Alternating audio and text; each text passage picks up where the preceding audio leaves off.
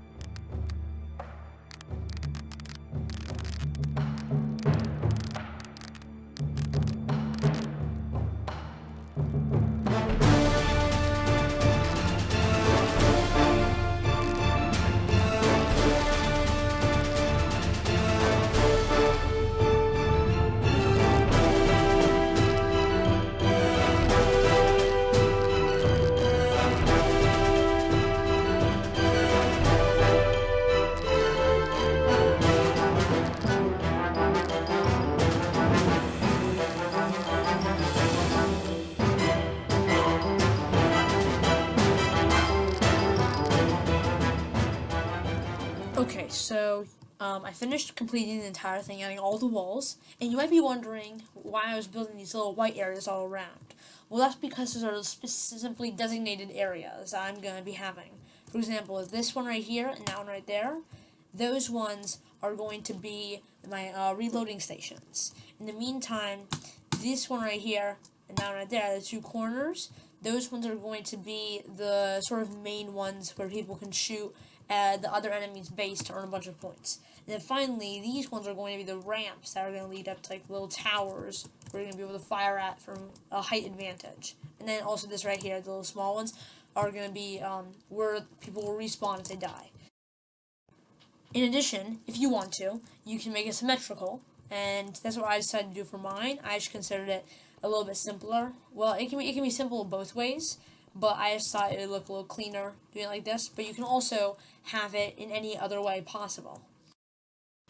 Alright, so the next part that we are going to be going over is the ramps. So, as you can see here, I have a couple shaded in versions, but let me show you some of the examples I have made. Now, there's multiple ways to do this, and I'm just going to show you a couple examples. But remember, you can always be creative. Always go with whichever one you feel comfortable with, and whichever one you think most adequately fits the build. So, I have this one right here, just a straight up going into the top area where people can fire from the upper high ground. I have this one right here, in which the one I'm going to be kind of designing, in which you go up a little bit and then you turn and then level off. I have another one that goes straight up, but it's more sloped because it uses stairs. And then finally, I have just an example of what you can have it look like when it gets to the top. So for example, once you walk up to the top, you can have this little circular area where you can just stay here and fire. Or there's a wall here. I just made this kind of looking thing to make you see what it would look like. Just like kind of sort of a half circle or a sickle looking type, which is what I'm going to be utilizing in mine. So with that being said, time for our time lapse.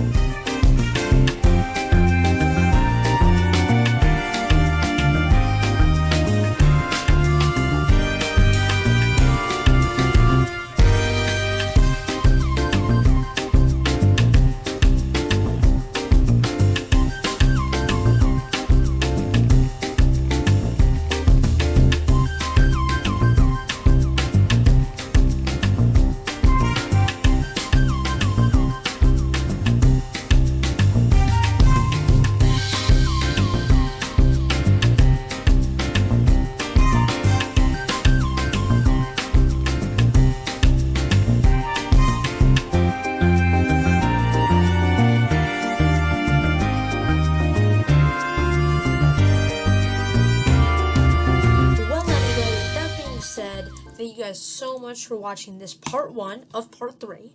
If you guys really like this, just remember you can like it, you can comment, because I'm open to many ideas about future projects, so you just comment about future ideas, and who knows, maybe I'll work on it. And then finally, if you really enjoy it, and just want to see more in general, you can subscribe. You don't have to, but it would mean a lot to me if you do. So that being said, I'll see you guys next video. Goodbye!